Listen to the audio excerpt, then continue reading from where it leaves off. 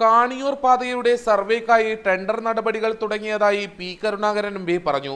72 kilometre വരുന്ന പാതയുടെ പൂർണ്ണ സർവേയാണ് നടക്കുന്നതെന്നും P Karunakaran M P Kanhangad വാർത്താ സമ്മേളനത്തിൽ പറഞ്ഞു.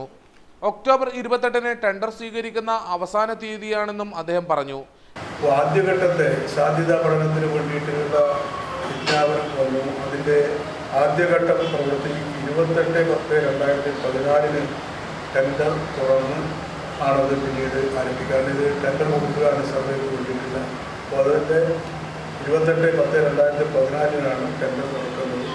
3 മാസത്തിനകം പ്രസ്തുത പഠന റിപ്പോർട്ട് തയ്യാറാക്കി 3 മാസത്തിനകം ടെൻഡർ എടുക്കുന്ന ആൾക്കാർ ഇത് സംബന്ധിച്ച റിപ്പോർട്ട് കൊടുത്ത് ആ റിപ്പോർട്ടിൻ്റെ അടിസ്ഥാനത്തിൽ റെയിൽവേ പഠന റിപ്പോർട്ട് നടത്താക്കുകയും ചെയ്യുന്നു. പഠന റിപ്പോർട്ട് തയ്യാറാക്കുകയും ചെയ്യുന്നു.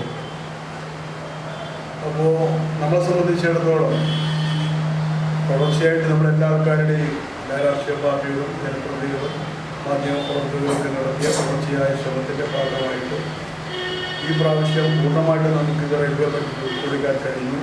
ടെൻഡർ പൂർത്തിയായി 3 മാസത്തിനകം സർവേ നടപടികൾ പൂർത്തിയാക്കാനാവുമെന്നും എം പി പറഞ്ഞു. കാണിയൂർ പാതയുടെ സർവേക്ക് തുക അനുവദിച്ച കേന്ദ്ര റെയിൽവേ മന്ത്രി സദാനന്ദ ഗൗഡയെ എം പി അഭിനന്ദിച്ചു.